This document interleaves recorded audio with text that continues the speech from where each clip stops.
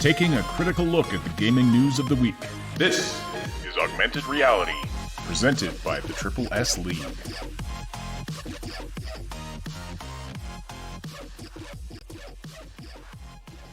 All right, buckle up, everybody.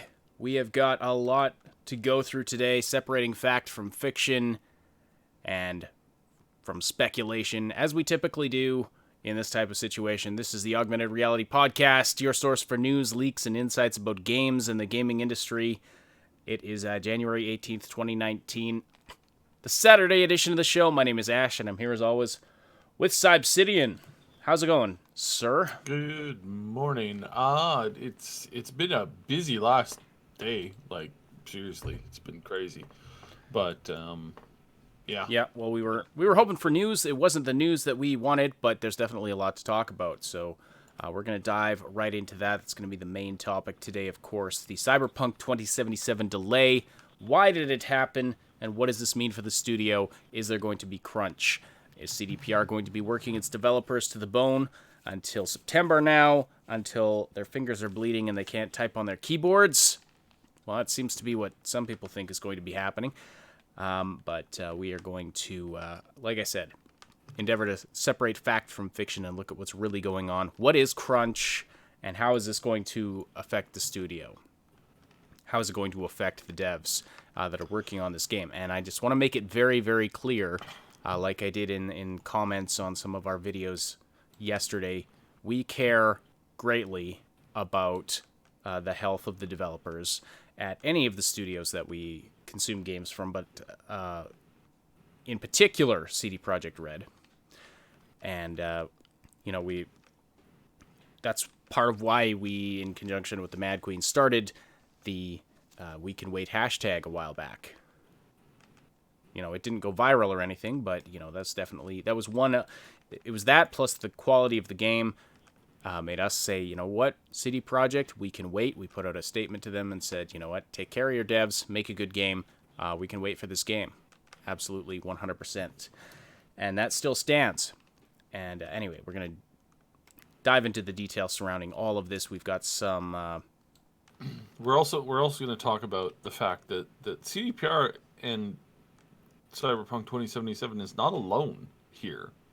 This is one of a lot of delays. This is basically the season of delays right now. Oh, yes. Yeah, that's the other thing to talk about is that there's been so many game delays. Yeah, there's been a lot of delays.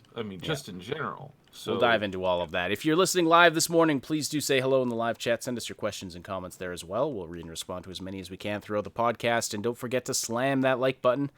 It likes it rough, and it tells us and YouTube that you appreciate this content. If you're listening after the fact on one of the audio-only platforms, we're glad you're here as well. Appreciate your likes and follows there. It does take us a little while to get the podcast up to the audio platforms. So to get the latest info sooner, definitely hit the link in the description there to subscribe to the Triple S League YouTube channel. All right. Whole bunch of comments already in the live chat box. Let's see here. Jokes about the podcast getting delayed due to creator crunch. You guys are funny. And Manny Calavera saying you suspect it's going to be an additional delay beyond September. I don't know what evidence there is for that necessarily. Danny Boy asking, why is the podcast title like a horror movie? Because that was intentional, to make it look like one of those campy old horror movie titles. Just because that's what's being spread right now, is that this is, there's horrific, this is horrific for the Cyberpunk 2077 developers. And, this is basically a disaster for the studio. The devs are going to be worked to death, and we don't buy in any of that. But anyway, we kind of wanted to parody that, I guess sort of the way this is being spoken about by certain media outlets, as well as some YouTubers are jumping on this and really basically spreading some very ill-informed information. Yes, there's going to be crunch, but what is crunch? What does that mean? We're going to talk about that. And So that yeah, and there really is several different definitions for that, and It's we want to basically make sure that overtime. That's what we're talking about. We're talking about, yes, they're going to have to put in overtime, and that's been confirmed by the heads of the studio there. Yeah, there's going to be overtime put in, but you hear about seems to be the only industry where people hear the word overtime or the slang word for overtime in the game industry, which is crunch, and think this is a horrific thing. Now, I mean, of course, if it gets to the point where, like, okay, if devs are literally being abused, or if they are, if it's mandatory overtime to the point of it being unhealthy for a long period of time, then of course that is a terrible thing, and that does happen. Don't get me wrong, that does happen. The question is that happening in this case? And it shouldn't happen ever. Like, I'm it's not like we only care about this studio's devs. This shouldn't happen ever. And as I've said before, when I'm playing a game, I don't want to be thinking that, like, I want to know that the people who worked on this game that I'm enjoying, that they had a good experience making it, and that they were well taken care of. And, that's important to me. That's important to a lot of people. And so the question is that going to be the case with Cyberpunk 2077, or are we basically going to be looking at a situation where the devs are going to be worked to death? And from what we've been able to dig up, things are much better at the studio now than they were when it was crunch time with The Witcher 3. Nobody seems to be focusing on that aspect of it at all. It just seems to be jumping on the fact that, they're going to crunch, they're going to be, this is going to be unhealthy for the developers, and that's as far as people are going. Nobody, I don't want to be kind of, this is not an attempt at self-praise, but it does seem that outside of our the members of our community podcast, nobody's digging into this deeper than just parroting sort of the GameSpot and Kotaku coverage on this. As we know, Kotaku's coverage of CD Projekt Red can be very sketchy. So yes, anyway. Extremely negative, generally speaking. It just seems to be the go-to for them for some odd reason. All right, but now, like, we have, Saib, you've been in contact with developers at CD Projekt over the past couple of days, and the Mad Queen's been doing the same thing. She's got a video coming out later today, by the way. She has graciously shared with us the entire script. Now, I'm not going to read the entire script. I'm not going to steal her thunder, but we've got some tidbits from that we're going to share. But please check out her video later. Good. And also, if Tanish Desai, very good question. We'll address that right away here. So I think if you're listening on the rebroadcast, it will most likely already be out. Right, it'll be going out very, very shortly after the podcast here today. Well, it'll be going out sometime today. Her rendering was going very slowly, apparently, but it'll be out very, very soon. So please check that out. It'll have more details. Plus, we're just not going to share everything that she shared with us, because that would not be fair. But we do have some tidbits we're going to share with you. Last Known Meal also is going to be. He is putting up a video later today. I believe it's done. He's also waiting for Mad Queen's video to be done, because she kind of has been spearheading this, as she has for a long time. When allegations of crunch and mistreatment of employees came up a couple of years ago, back in 2017. This is one of the first projects we worked with the Mad Queen on. We worked with her, and she did the brunt of the interview work on this project, but she interviewed around 40 current and former developers or employees at CD Projekt to try and get just an assessment of how things were going at the studio, and how what the work environment was like there, and how the employees were being treated, and the overall outcome of that. And this is all publicly available. We covered it. There's obviously Couple- stuff on it couple on of- Mad Queen's channel. yeah, Some other couple YouTubers bigger- covered it. Yeah. Yeah. This is all out, and the general assessment was yes, there's definitely room for improvement in some areas in terms of the development pipeline and management. Which I mean, so and I'm really going to talk about this today because this is one of the issues that I feel I'm a lot more closer to than most. I have talked to several people there just recently, over today and yesterday.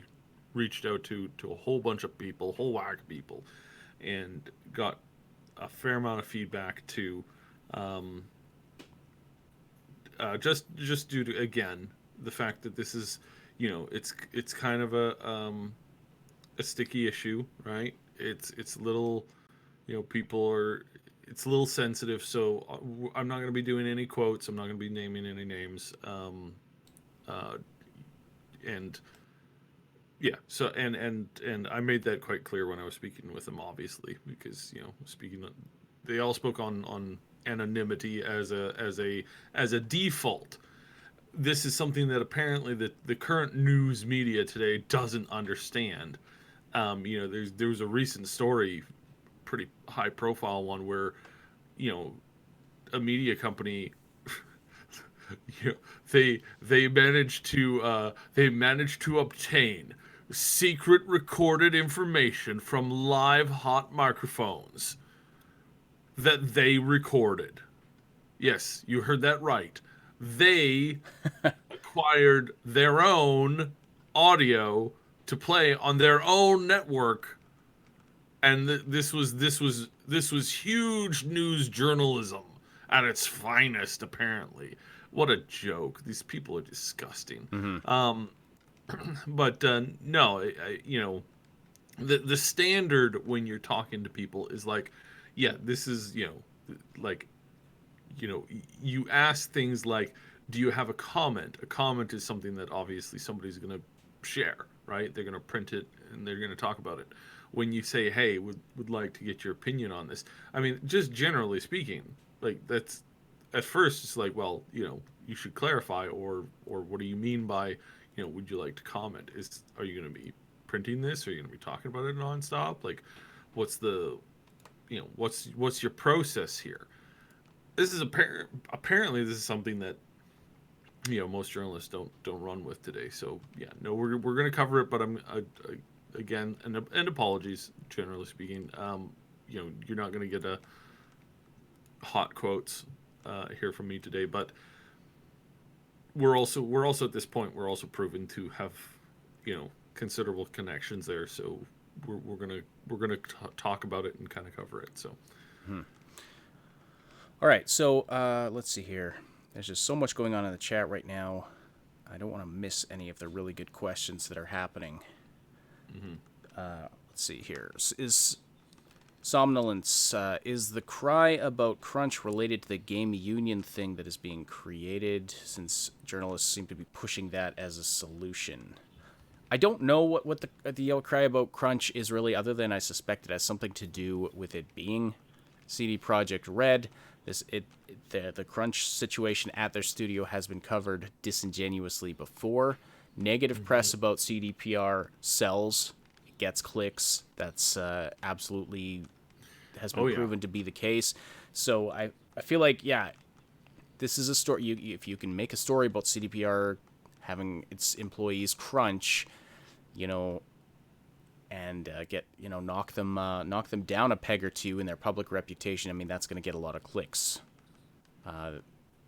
So I feel like that's part of it, and so there's a lot of people just running with that right now. The game unionization thing, I don't know a lot about that.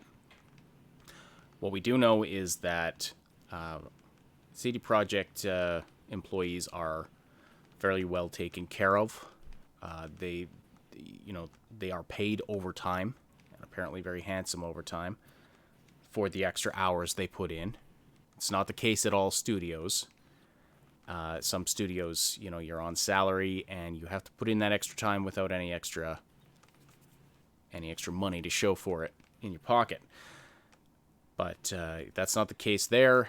I mean, there's Polish laws ensure that happens. But as in terms of like when The Witcher 3, when the company got a windfall from that, it sold more than they were anticipating, or it was the DLC. I can't remember the exact details. Anyway, the employees at the company got a nice bonus from the company.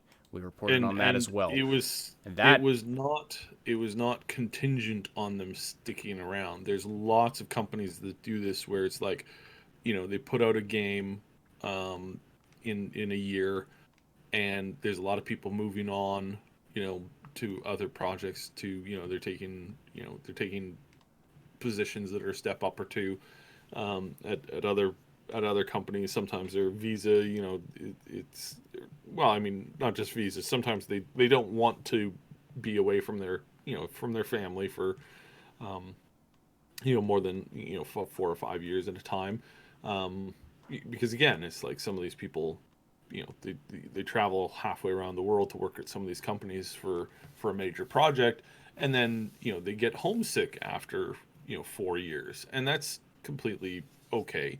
Now, sometimes what a lot of these companies do, especially some of the bigger ones, and on Wednesday we I backed up the official story that was on that Bellular had run with, that Blizzard underpays by as much as 90%. So if they can get away with paying you 10% of what is industry standard, that's their starting position, right? And they're not very much negotiators. They don't negotiate stuff. And this has been a long time rumor with them. And you get this when it comes to bonuses and stuff like that too. They just killed half of their like what they normally would give out in stock options. They just killed that unless you've been working with the company for more than like 15 years or something like that. It's like, wow, that's brutal, because most people that was one of their main sources of income,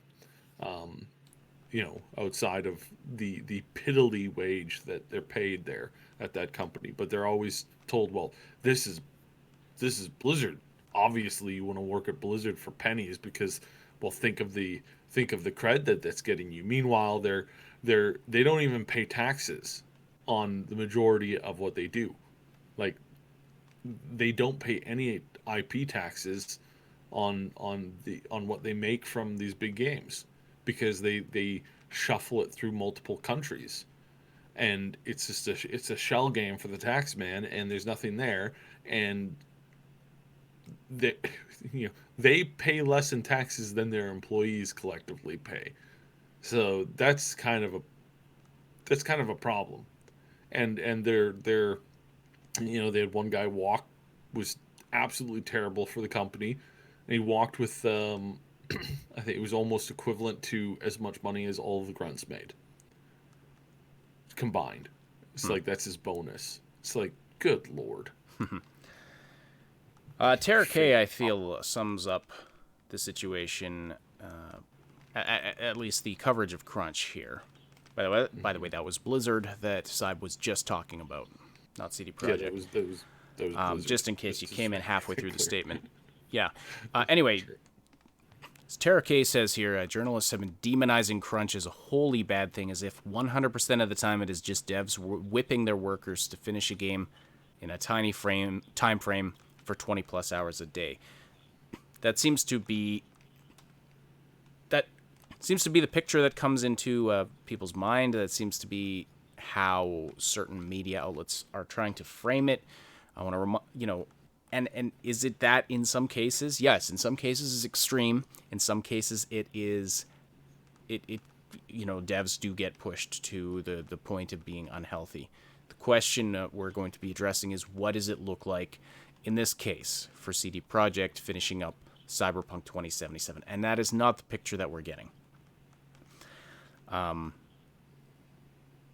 We're talking about overtime. And as it was Bruno Namavers here in the chat said CDPR could have lied and said there will be no crunch. They could have. So, absolutely that is true. Now, it was in a investors conference call, so, that would have been a bad place for them to lie. And I mean, it would have been. I'm not saying they would have if it wasn't in that context, but I mean, ultimately they could have tried to sugarcoat it and cover it up. But that doesn't, they didn't do that. So props to them. They were open about it. But, you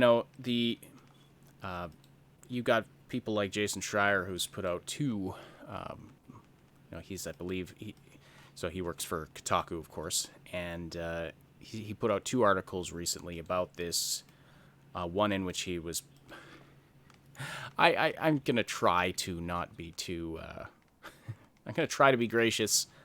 I typically despise his reporting, and I do in this case. We've praised him when he's done good work before, but he put out an article just in general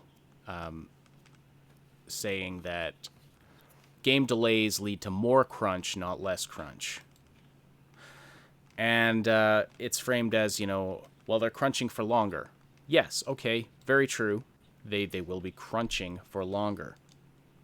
But what is that? I mean, if they had stuck to their April release date, how much more intensely would they be crunching? Have you considered that? Like, you can't just say crunch and then not define what you're talking about. If I'm putting in 2 extra hours a day for 8 months, isn't that way better than putting in like 8 extra hours a day for 4 months or 3 months? I mean, there's a big difference there. If I'm being forced to work 7 days a week, or if I'm being forced to work 6 days a week, big differences there. Huge differences. Am I getting paid overtime, or am I not getting paid for the overtime? So yeah, disingenuous reporting. So we're not going to spend too much time discussing the Kotaku coverage of this. JC the boy, enough of this crunch talk. The Triple S League, is your body ready for doom? Yeah, I hope so. I haven't had a chance to think about doom recently. We've been definitely we've been swamped with. Unfortunately, we do have to discuss this crunch talk more in this podcast. Looking forward to Doom, though. Absolutely looking forward to Doom. So many great comments. I'm sorry I can't get to all of them. I want to get to a question from Tanesh Desai here. Hey, Triple S, on the Mad Queen podcast, you said your sources at the company encountered problems with the engine before December holiday. Do you think with some miracle they fix it quickly? Okay, so yeah, let's pivot here for a moment to just talk about the reasons for the delay. It wasn't just on the Mad Queen show. I was doing a parallel stream over here, so Yeah, we were. So anyway, on that stream, when we first announced the delay, so what was the reason for the delay? So it's a couple of things. One, there is somewhat. Now again, this is open to interpretation, right? Because people interpret this differently based off of what they think is what they think. People that I've spoken with, about half of them agree that it was a major bug. Bugs, especially within regards to one or two like very specific things, and that they had that those things were potentially game breaking and would not result in a good release period. It would result in an extremely buggy mess that most people would be unable to finish the game until they got out some major patches for it. People would have some pretty big issues on some of the consoles and et cetera, et cetera. So this again. Some people would qualify this in exactly what it is. Some people would qualify that as a major bug. Other people would say, no, that's not a major bug. We would have had that fixed before April release anyways. It was that, and in combination of several other smaller issues, and therefore the problem is just bugs, not a major technical hurdle. So again, it's like and one of the things that we want to do today is we really want to try and like define what the terms we're using, because again, crunch means many different things in many different facets, and you can, without specifying what exactly you're talking about, that's what it is. So this is what we've heard. What we've also heard is that just generally overall, they needed more polish time. So if they need if they have a big bug problem and they got to push it back for that, then that actually gives them the ability and the time and the resources to go back and add a ton more polish to other things. The animation department, for example, their main job is to create animations, and the clothing, you know, the people who are creating the clothing and the looks and the styles and the items that you're going to be picking up and putting on yourself, that gives them more time to polish up what they have or to add some existing things. The weapons department, the people who are making the weapons. Again, these aren't actual department names, but you know what I'm paraphrasing. Yeah. Yeah. So the people who are working on the weapons, they might be able to add an extra gun or two. Or polish up what they currently have. And then when it actually comes to the actual combat team that makes the gameplay, that focuses on the gameplay for that, gives them a little bit more time to polish things up as well. So there's multiple levels at which this is generally a good thing. And there's many different things that they can do to continue to improve all of this stuff. And so generally speaking, yes, there's the bulk of the work being done from now until September is obviously going to be polish work, but there's also going to be some major bug quashing in there as well. So and again, depending on the company and depending on what you normally expect from some of these companies, that is actually, that's a different definition, because if this was some companies, the project would have been shipped last year with all of those big bugs in currently existing. I mean, we've had a lot of games that have come out that just they just don't have, they're just not where they needed to be. I mean, look at Anthem. This is probably the best example.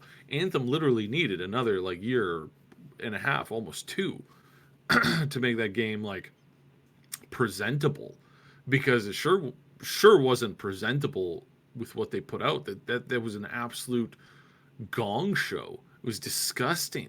It was basically nothing. Just this vaporware / promo kit. I wouldn't call that anywhere, just the technical bugs upon the technical bugs upon the technical bugs, and then of course you can look at 76. The only reason why I think Anthem isn't getting as much constant dumping on that you see with 76 is because they just stopped trying. The game hasn't had an update in months now. Supposedly they're working on a complete relaunch, but they're working on that relaunch with 1/4 of the team that they had working on the bulk of the game for 6 years. So I don't know how well that's going to go over, because I honestly, and it's a completely different team. They have to relearn all this stuff. The tools are absolutely nightmarish, and yeah, I don't think, my inside sources at over at BioWare have said that Anthem is going to be basically re-released and is going to have a ton of stuff, and that they're going to be using it as an experimenter for live services going forward. And that kind of makes sense, but the game is basically nothing, gone. Doesn't really deserve, to come back again. I would have preferred anything other than that game. Hell, they could have remade that martial arts game, Jade Empire, from the early 2000s. That would have been a better use of their time. Anything would have been a better use of their time than 6 years on Anthem. What a joke. But no, so bearing that in mind and looking at that, this is polish that is above and beyond what most people do. Certainly what the big corporate gaming factories put out. And I can't emphasize that enough. This is them looking at a product saying, no, we want this to be perfect. And this does come down to some of the criticism that we get for the company. It's the biggest amount of criticism that the employees will talk about, that's there.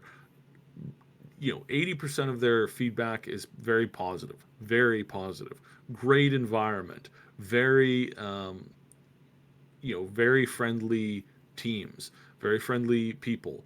Um, you know, humble, very humble considering what they managed to pull off in the past. Um, that they are very humble and that they're very very calm and whatnot. So you know that's a common thing. But the biggest complaint is that leadership is a little bit picky and will do things over and over and over again that to them wastes time. Um, and I would agree that that like you can kind of see it from their work. And again, this is the most common critique from our last investigation to this one. It's the most common one.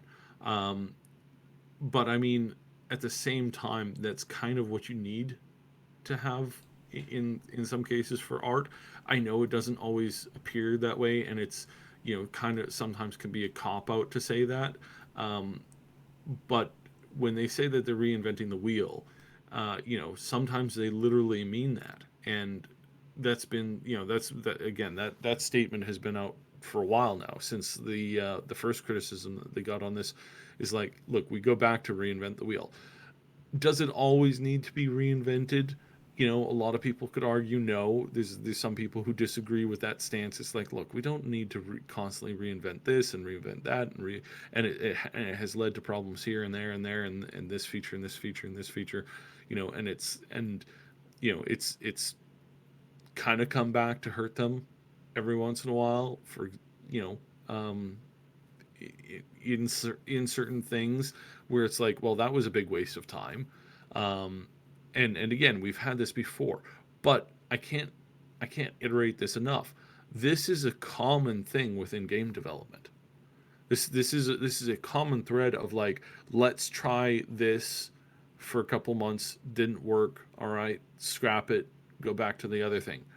And not just that, but also like a lot of running around, like, oh, I played a new game last night. It had this feature in it. Can we try to see if we can add this because it's cool?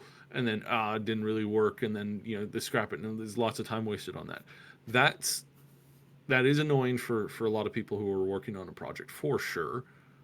But at the same time, this is also why you have games that have massive success and games that don't, is because you're you know in some cases, if you're picking between like 10 different iterations of something, and you play it over and over and over and over again until you look at it and say, okay, number 8 is the absolute best thing, and they go with number 8, and then that leaves all of the other iterations of that on the floor, and you're like, wow, what a waste of time. But this again is normal in the concept of most, actually it's pretty normal in the grand scope of nearly everything. You have, I think the average human has like 3 hours of the day when they're at their most, like when they're at their peak um, performance. Some people push that up to about 4 hours. So you're getting the most amount of work or thinking or creative time done in about 4 hours in a day. The rest of the day, you're functioning. Um, in some cases, you're functioning in a negative. If you were to kind of think about it like that, uh, and that, yeah, you can try to squeeze more out of people, but just generally, and this is a rule in nature. This is a rule in corporations. In corporations, your 80% of your budget goes to things that do not make you money. 20% of your budget goes to things that make you 100% of your money. So again, it's like, well, can we cut out that 80%? You can try, but it's also really pointless. Well, The it's best thing to definitely do, in creative work. No, you can't. You just can't. yeah, yeah, You create a lot of stuff like, and then you take what's basically the cream of the crop, and that's what you put out there. That's there's no way around that when you're in the creative industry, whether it's and this is something that this was lesson one in design class. I don't know if it was lesson one, but when I was in school for this stuff, that it my professor took a bag, like a garbage bag full of garbage, and tacked it up on the board at the front of the class. And we were all like, what the hell is he doing? He did this at the beginning of the class and just left it there. And later on in the class, he explained what it was. He said, you've got to fill a bag with garbage. You're going to create a whole bunch of stuff that's going to be of value to nobody. mm-hmm. But some of what you create in that process is going to be valuable. And that's what you put out. But you can't have the one without the other. And I have found that to be absolutely true. Yeah. So anyway, I mean, yeah, there's always going to be work that that a company like CDPR creates. There's always going to be hours put in by certain people that seemingly go nowhere. But you have to, on the one hand, you know, you have to try something to know if it's not going to go anywhere. Because there's always kind of that risk of investing some time with little payoff. But in some cases, the payoff is realizing, okay, this idea wasn't working. Let's go back to the other idea. Now, can it be managed better? Are there problems? We're not saying there aren't any issues. We're not saying that there isn't any room for improvement, because know, it definitely sounds like, you know, it definitely is, and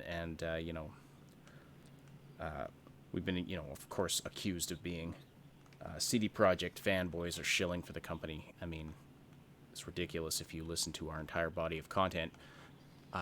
But, you know, yeah, there are definitely things that it sounds like could be done better. But we also get, you know, a picture of a company that has that does do its best to take care of their employees. And I'm going to read a snippet from Mad Queen's script from the video she's putting up later today. So before E3, co-founder and joint CEO of CD Projekt, Marcin Nowinski, and the head of CD Projekt Studio and game director of Cyberpunk 2077, Adam Badowski, offered themselves to Jason Schreier, chief editor of Kotaku, to openly talk about crunch at the studio.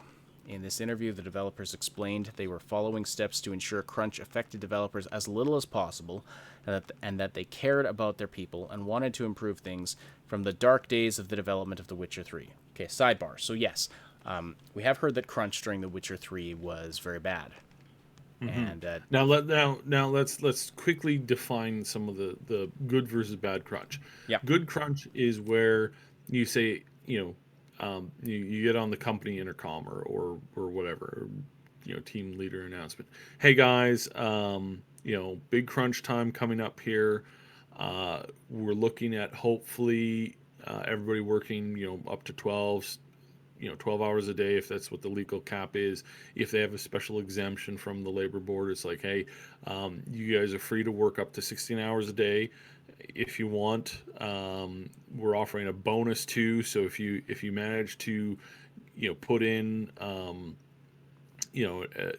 if you manage to put in an extra 40 hours this week, then we're also going to be matching that with like an extra $1,000 on your paycheck. And then also we're going to, we're giving away, like, everybody who does this gets a new like PlayStation or Xbox or whatever. We got a deal from the company, and they're sending over like 500 of these things. So everybody who does this over the next like month gets a free one of those. We're working to hit this project.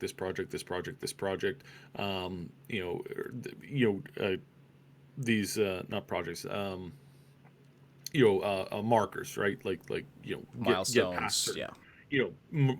past certain milestones or concepts. It's like art department, we want to get an extra, like, 50 items into the game, or finish like 200 NPCs, or et cetera, whatever, right? They have these milestones. And then they say it's totally optional, up to you. That's the goals. If you can hit it, great. If you can't, still put in as many hours as you can. Of course, everybody gets overtime. That's good crunch. Optional, potentially. I have been in this situation where I've been like, "Hey, boss, family friend passed away. Funeral's today. Can I leave an hour early so I can get to the thing on time, attend the funeral?" Um, no, no, we're crunching. You can't leave. But I haven't, I've been working, 6 days a week for the past like 4 months, and and and 4 of those weeks I actually worked. I didn't have a day off. I actually worked, 12 hours through those days. Um, I really need to go to this funeral. It's like, nope, no, I don't want to hear it. Get back to work. It's like, what do you mean you don't want to hear it? Like, this is a family friend who passed away. It's like, not my problem. Um, my dog passed away. I had to put her down, and called in, and they're like, okay, well, I guess you can take some time off. Can't have the thing stinking up the house, right? Ha ha ha. It's like, not funny, but yeah, I'll be a bit. So was 45 minutes. 45 minutes still at the vet, um, signing the options for cremation and that. And boss called, said, you know, uh, we really need you to like hurry up and get in here. I'm like, sorry, still at the vet, just doing cremation options. Yeah, well, there's a thing called a ditch, right? So just dump her in a ditch and come in. And it's like, all right, um, just so you know, the next time you see me, um, if it's late at night and you're on the road and I'm in a car, uh, you know, just. No, I'm kidding. I didn't do that. But and he apologized for that later on. And it was crazy, man. And that was uncalled for. Um, thankfully, and it was really really unhealthy. That company was garbage. Um, but that's the kind of stuff that bad crunch is. I've got a doctor's appointment. Well, you'll have to cancel it. It's like, okay, ooh, okay. Um, yeah, it's it's brutal. That's kind of bad crunch, and yes, that's the kind of bad crunch um, that some of these people talk about. But there's also absolutely no correlation. Sometimes they're like all crunch is bad. Everybody should only be working 8 hours a day.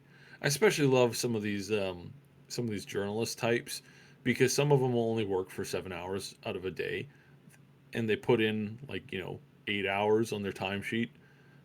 They take an extended lunch break, and they live in like upscale Manhattan. It's like it's like, yeah, okay, and this is why journalism is dying. This is why so many industries are going out bankrupt, because um, you know had somebody who got laid off, and they're looking around, and just talking to them, and I'm like, so what are you looking for now? As well, I can't really find anything. Like, I want to be paid like at least 150 grand a year.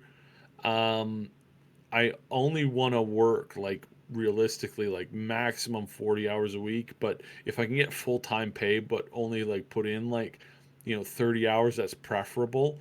And yeah, if they can like give me a bonus every year to like help me take care of my student loan debt, then that would be great too. It's like, wow. Wow, privilege much. Like seriously, like, ugh, Hmm. no concept of hard work, no concept of hard work. So yeah, um, and these are by the way the same people who are like, touting that you know um, that the upper class has to pay, right? And it's like, dude, you are the upper class. No, I'm not. And it's like, yes, you are.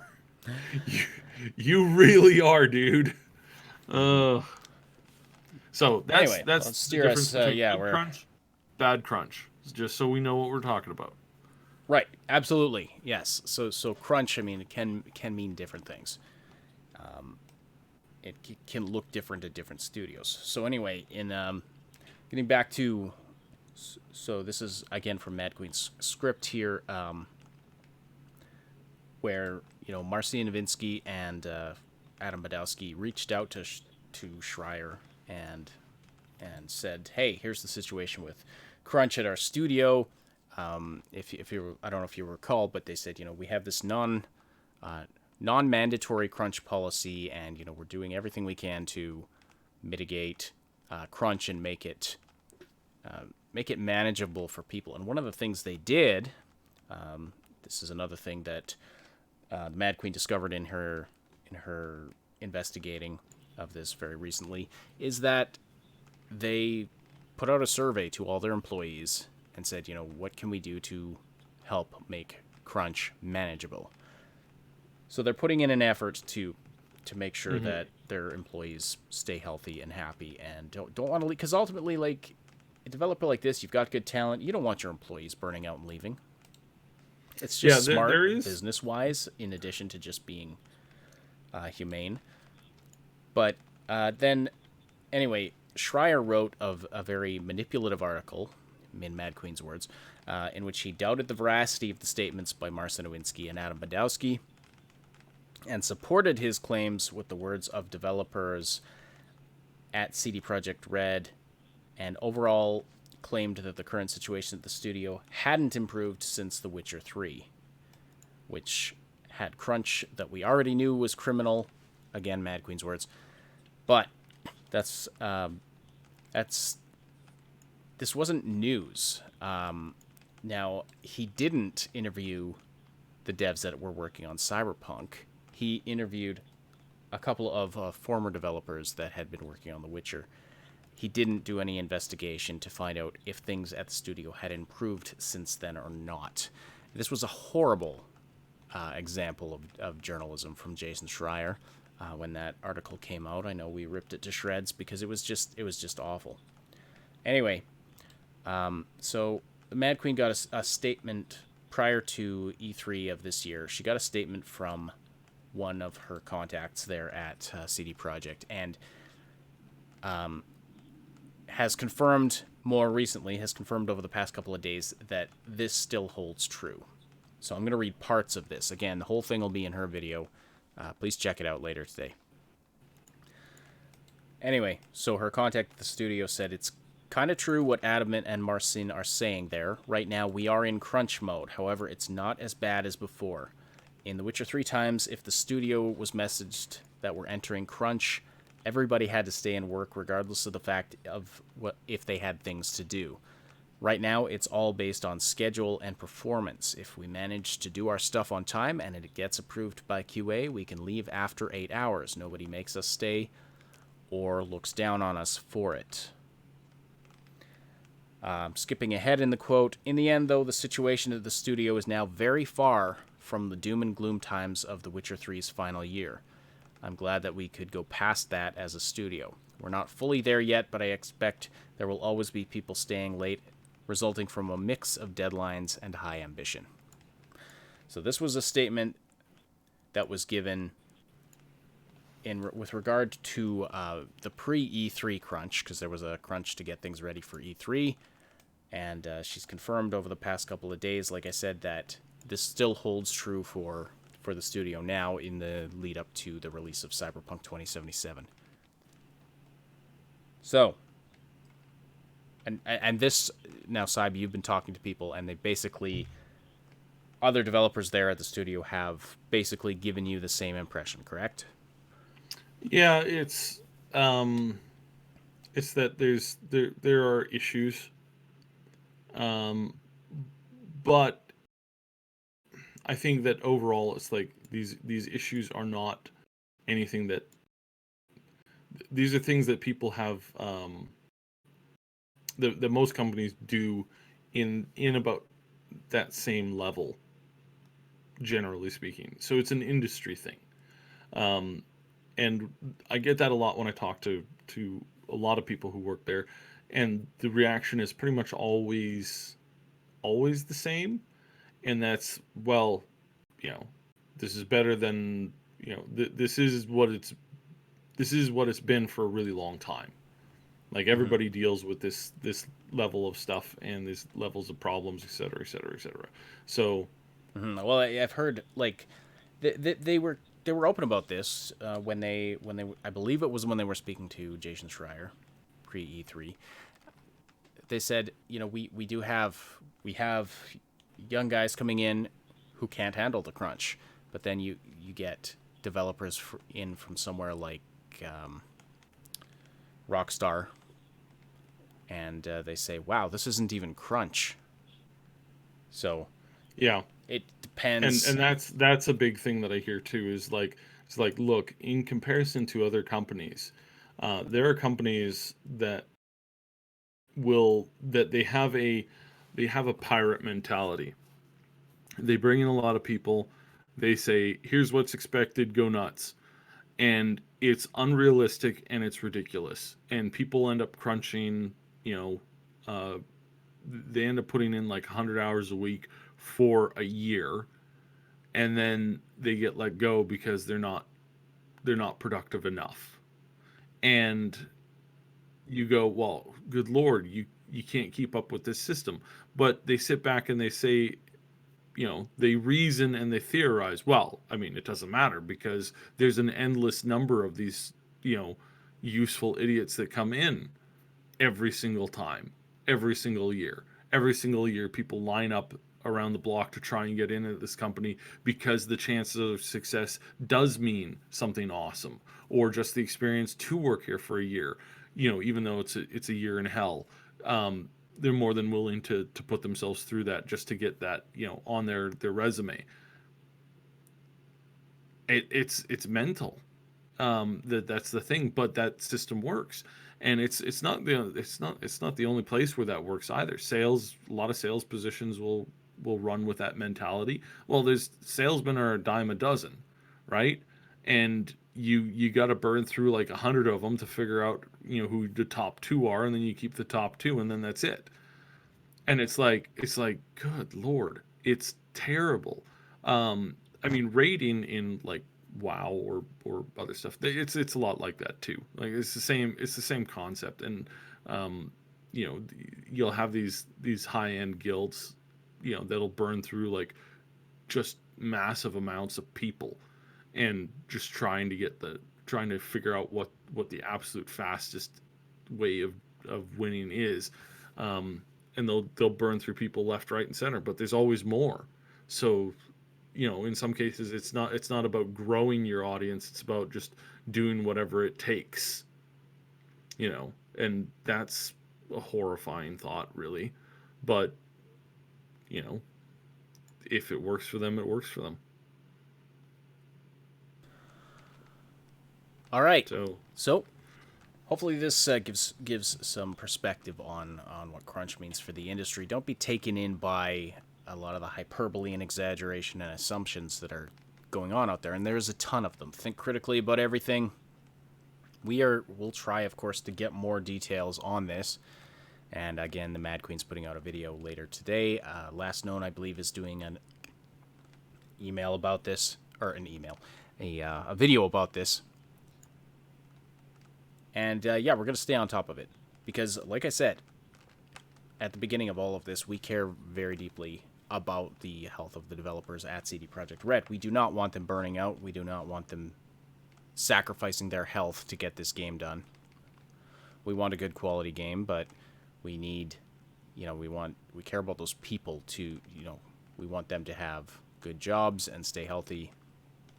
So yeah, we don't want them crunching to an unhealthy level. And if it gets to that point, if it's looking like it's getting to that point, we will call CD Projekt out for it. We're not shilling for them. We do like the company. We definitely are supportive of CD Projekt because we believe they're doing things right in the industry.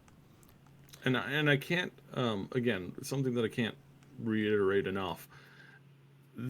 These problems are all industry standard. There's not any one of these problems that are unique to CDPR. And in most of the big companies, most like the Activisions, the EAs, these things are built-in factors.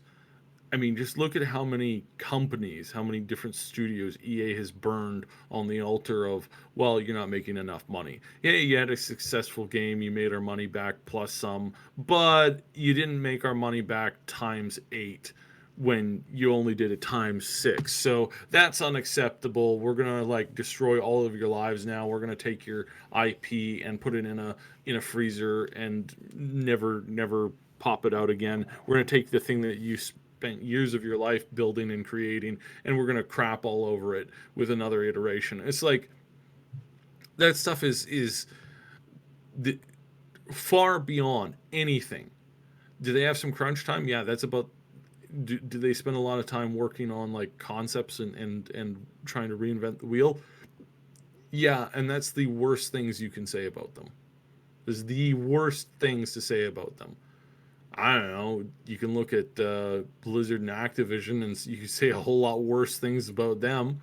You look at Riot. I mean, they literally got sued and had to pay out an enormous amount of money.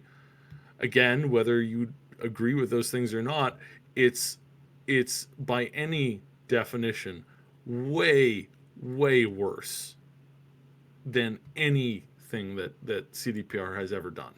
Oh, they have crunch time, and this is why, you know, this is the main reason why we don't like Jason and a bunch of these other journalists over here, because they'll give CDPR garbage for that, but then they're caught, or it's accused, or there's allegations made that they're taking, you know, pay under the table to support a particular company or game, or they'll take like a ton of advertising or what have you from some of these companies, or they're financially linked to them through a boss's boss, you know, who happens to own the other company, and they give these things glowing reviews or downplay, you know, I don't know, human rights abuses, and they don't say anything about that stuff. They do nothing. And then they turn around as soon as they can, as soon as they can run a trash story against CDPR, they'll do that. So again, I can't say this enough. This is absolutely unacceptable to sit here and try and blame them for everything and to crap on them constantly, when in reality they aren't even close to that as a problem. They have two things that are pretty industry standard, which they're not even nearly as bad as some companies are. Again, look at anything that's released from one of the big major developers and publishers in the last year. There's been tons of worse games that have released poorer, and they've treated their employees worse than anything that CDPR has been able to do. Minus one or two extreme people who are out there who really have a hate on for the company. You know, that they say things and they frankly make up arguments that nobody else can verify. It's like, okay, that seems a little ridiculous. So, yeah. All right. Travis asks, do you guys think we will see anything in terms of gameplay or a trailer soon to compensate for the delay? We're going to see some stuff, obviously. There's going to be some pretty cool stuff coming up. Yeah. Okay. Like, I don't think this has slowed down their media campaign at all. They're obviously going to be, you know, they're going to let this lie for probably a week, maybe two, and then they're going to start dropping stuff as again. They're going to start having their various things that they've been planning for a really long time. They're going to start activating those as soon as possible. So. Truth Decay asks, any news on the ARG? Inklings on when it will continue? I don't believe we have anything on that. We had, of course, the... It was promised to kick back into high gear after the fact. So, after January. So I would, keep your ear to the ground, because we're probably going to be seeing more of that soon. And if you're not caught up on that, of course, we covered the previous stage of the ARG, which we were involved with. They sent us the materials for back in December. It was a lot of fun, actually. A lot of fun. Got involved with the game detectives on that. Had them on the stream. It was pretty cool. Came down to the last minute in terms of we were about to end the stream, and suddenly someone had a breakthrough on that last puzzle. It was a good time. It was a really good time. All right. And by the way, that led to a login page on a website that we don't have the username or the password for yet. So that's going to be the next stage, presumably. All right, you are listening to the Augmented Reality Podcast. We appreciate all of the awesome conversation in the live chat. If you want to keep the conversation going after the live broadcast, we welcome you to join our Discord community. You can find the link in the description below. It's a place where you can chat with us and other Triple S community members about all the things we love to talk about and stay up to date about everything we're doing here at the Triple S League. You can request topics there in our content requests room, and we do have a topic that was requested there today that we'll get to if we can. Click the link below to join. Be sure to say hi to us in the welcome channel. Lots of good conversations happening all the time there. So let's talk about all of these other games that are getting delayed. It's been ridiculous lately.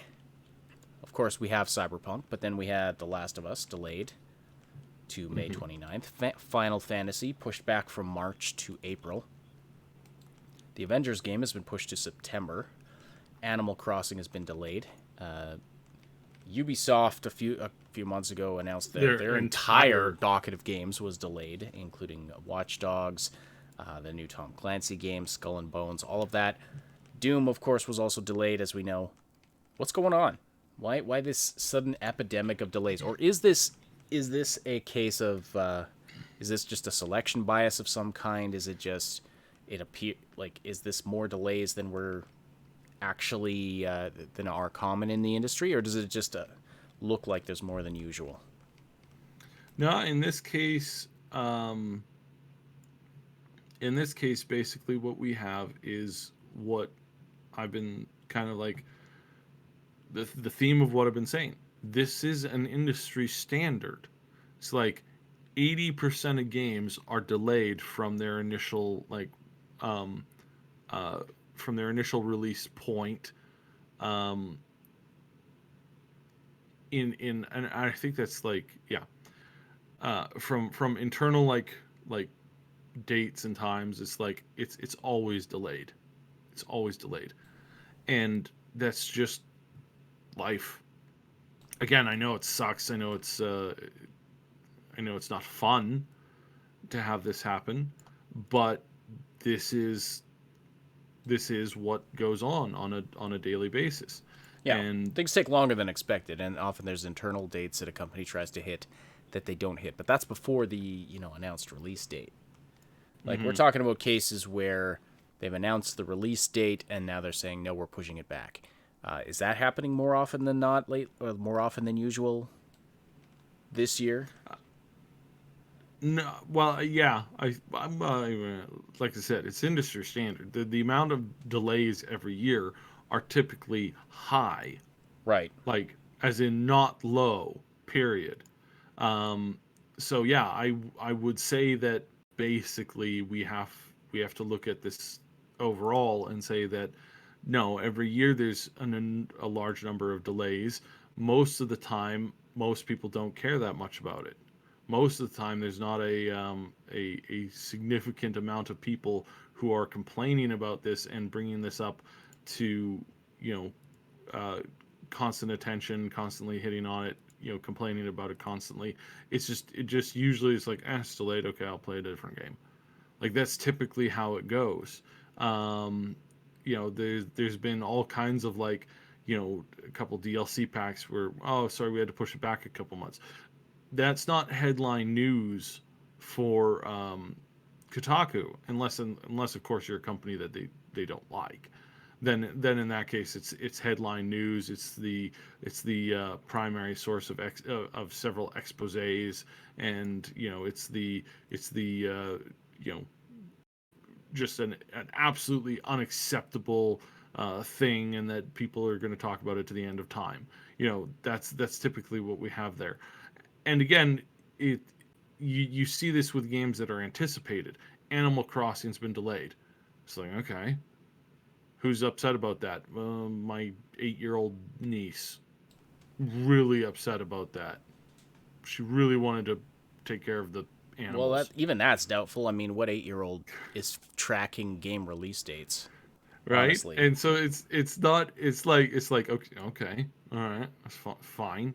Like again, and I've said this before, and I'll say this again, and and I understand sometimes you don't have a choice. Sometimes you have to like put this stuff in, requests for this stuff, 6 to 8 months ahead of time, and changing it is really difficult. Not everybody has the kind of job where they can do this, but I do get that sometimes it's crappy to have a plan for a vacation, and then to have that go out the window. Somebody in the comments on the podcast that I did the other day said this, and they said basically they're like, yeah, so I arranged for my wife to go on a week and a half long vacation at the release of this game, and now I have to come up with an excuse as to why her vacation has been delayed.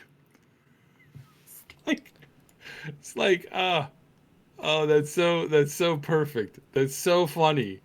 I mean, that's really funny. I need to come up with an excuse. Like, dude's like, well, that's maybe get a refund on the vacation and invest it into some marriage counseling. That's my thought on that. No, I mean, I can't blame him for that. Well, I'm thinking, no, the impression I'm getting is that like he just like he didn't tell her why. Yeah, no, she has no idea that it's actually because of a video game is coming out that he desperately wants to play. I would. Never mind. I'm gonna keep my mouth shut. So, I find this hilarious, like I really do. So yeah, no, it's hilarious. I think this is absolutely funny. I'm laughing my butt off. But yeah, no. So yeah, that's where I stand. It's like giggle at that hilariously. But again, if you're planning a vacation, just don't do it. Like just don't. I mean, it's one thing to book like if you're booking a week off to play a game, you can go, you probably go back to your company and be like, hey, plans change. I'll work that week, and I'll take a different week off.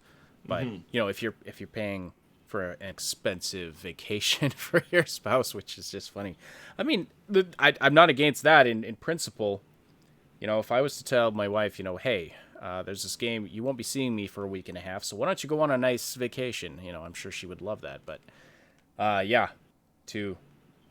anyway, said I was going to keep my mouth shut about this, so I will. But yeah, you don't invest a bunch of money in banking on a game releasing at a particular time. I mean, yes, delays are always possible. Delays can always happen, for sure. Mm-hmm. And that's the other thing that we were talking about was pre-orders. There are a lot of people upset about their pre-orders. It's like, again, I cannot reiterate this enough.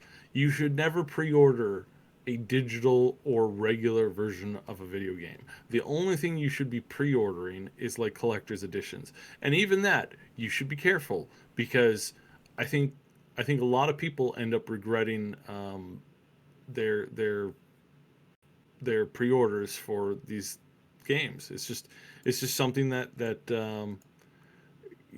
I've done pre-orders of collector's editions where it's like, well, that was a garbage game, you know, absolutely unacceptable. Did that for Anthem, but that was more of a work thing, right?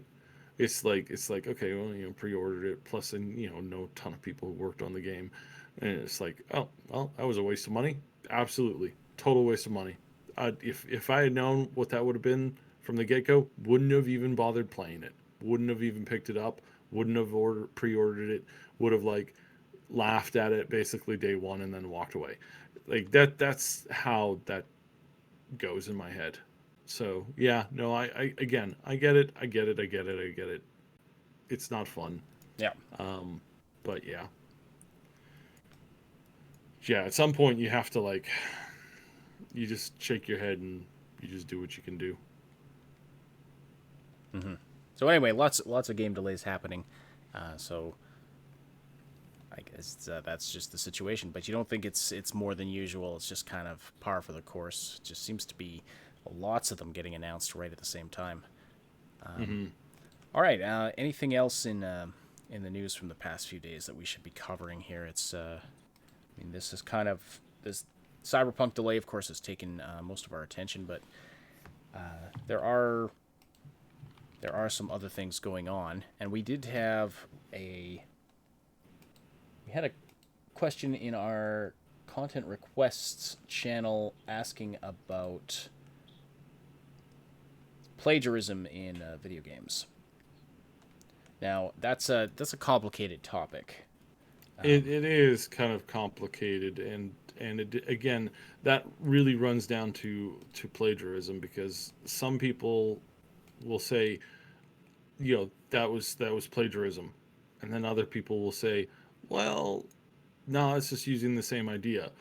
Um, we deal with this every once in a while when some piece of POS company decides they're going to trademark, like, I don't know, the word red, or that's a bad example because that's very a terrible poor example. choice of I was looking at a lot of red right now, and I said that definitely that has never happened. So let me use an accurate example, one that has happened before. I don't know, scrolls. Scrolls. Yes, nobody can use the word scrolls because we own that. There was a writer who who tried to do copyright on the word cocky, and said, no, nobody can use cocky in any kind of like official term because I own that word.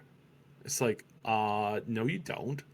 Like, you can't trademark general words that are used in everyday language.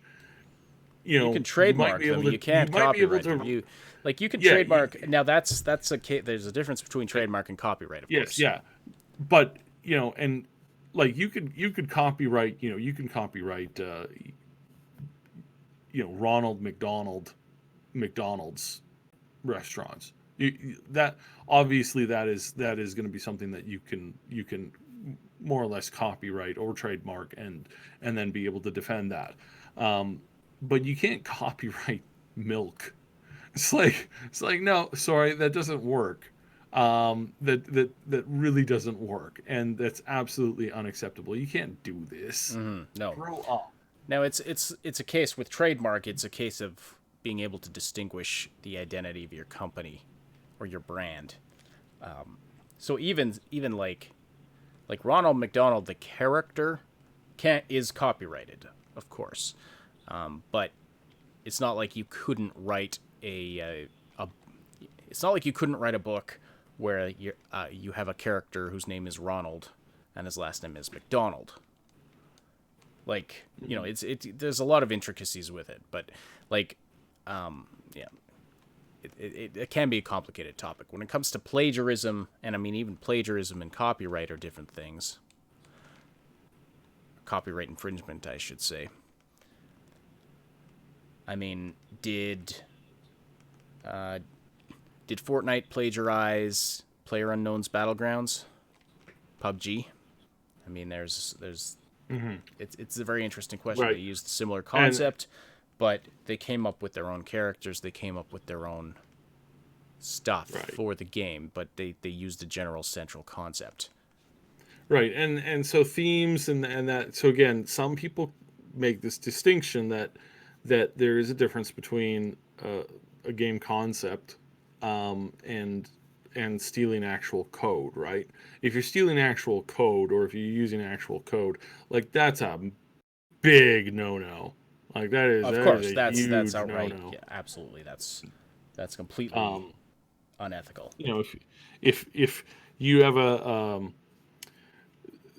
you know there are some concepts like dude, my girl just got, she just got kidnapped. Let's go and like find the castle where she's at, and we're gonna like totally save her life. It's like that's a premise of like 5 games off the top of my head.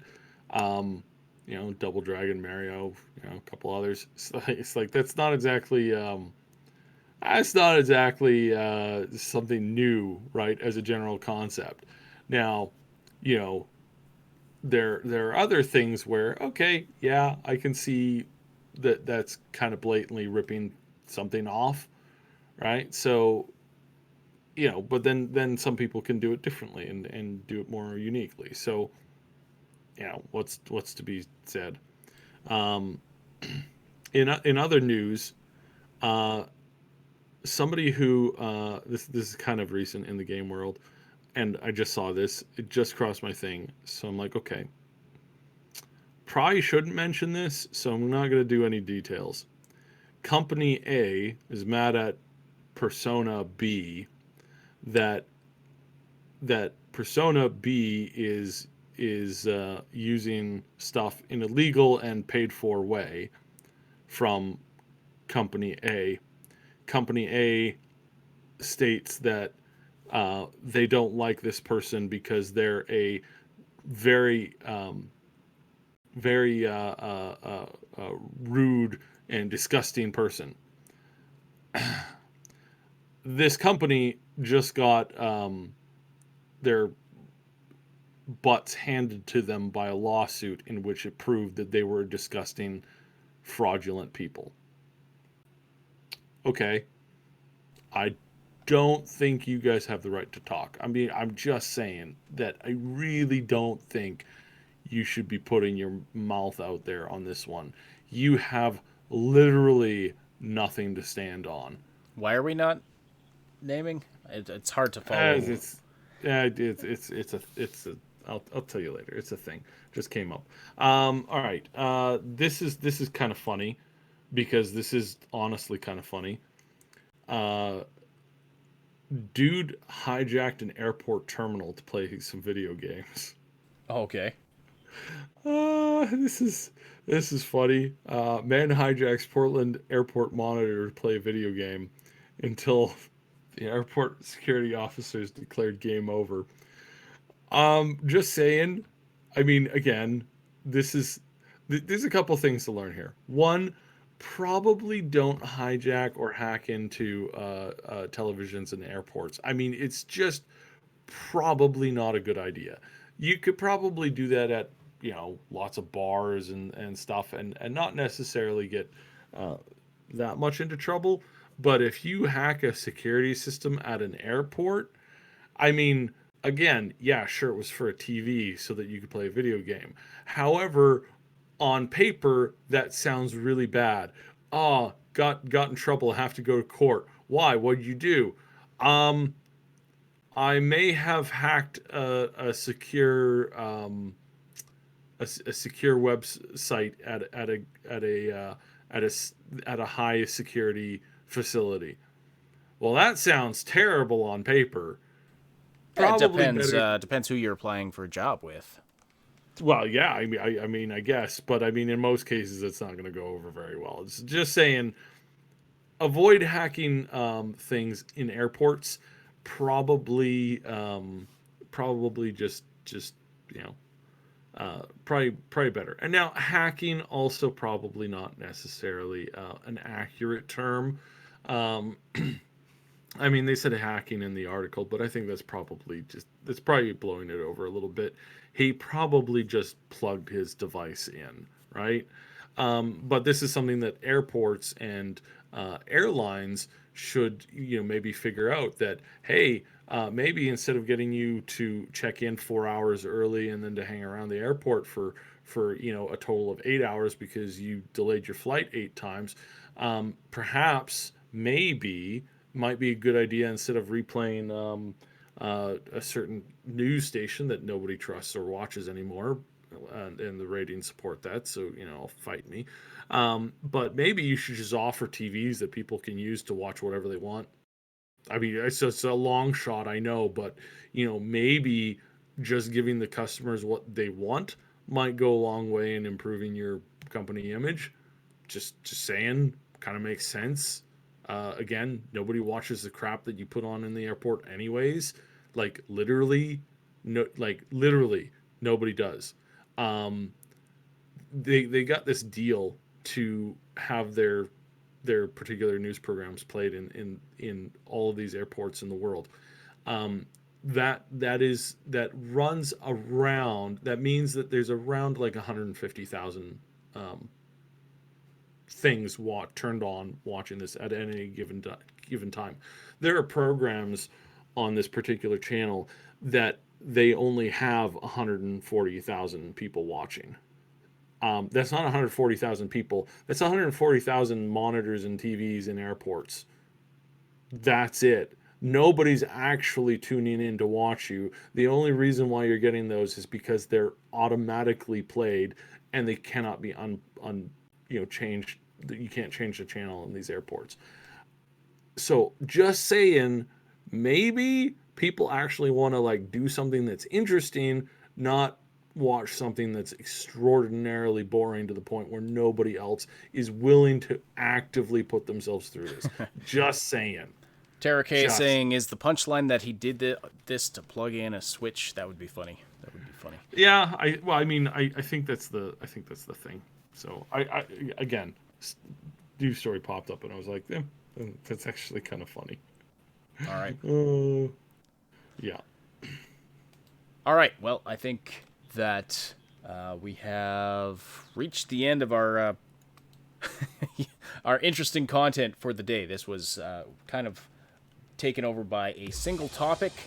When we come back to you on Wednesday, we will, of course, have other stuff to talk about, further developments on this, if there are further developments to report on. Anyway, thank you so much, everybody, for joining us today. Thank you for supporting this show by listening live or after the fact. Don't forget to slam that like button before you leave. We really appreciate that. It tells YouTube that you appreciate this content. Subscribe, hit that notification bell. All of those things help out. If you're listening after the fact, leave a comment below. We really appreciate that. We like hearing your thoughts. Special thanks to our Patreon supporters and our channel members who help make this content possible. Our Big Damn Heroes on Patreon. We have a new one, Josh. Thank you so much for joining up there. And our two anonymous Big Damn Heroes there as well. We have channel members Jason Cropper, Mr. Pazernick, Jer Schultz, Game Notes, Night City Punk, and Terror K. Appreciate all of you. Great to see many of you in the chat. And the community podcast, of course, happening tomorrow on which channel is it on this week's side? Cyberpunk 2077 community podcast, which rotates between 4 different channels: ours, Mad Queens, Last Known Meal, and the Neon Arcade. We'll put out an announcement. I'm pretty sure it's on Neon's. All right. So yeah, we'll have we'll definitely put out a link for that though, and I'm sure there will be tons to talk about because I believe all of those fine folks are going to be putting out videos on this situation, and so there will be more details to discuss there. If you're listening after the fact on SoundCloud, iTunes, Spotify, or any of the other platforms this podcast goes to, we appreciate your interactions there as well. Don't forget you can hear the live show on YouTube on Wednesdays and Saturdays where you can interact with us and other listeners and be a part of the discussion. See the Discord server for the exact times and schedules for those shows. The Augmented Reality podcast is a presentation of the Triple S League. Check out our YouTube channel for game guides, reviews, comedy, news updates, and tons more quality gaming content. My name is Ash on behalf of Side. Thank you all so much for listening. We'll talk to you again very soon.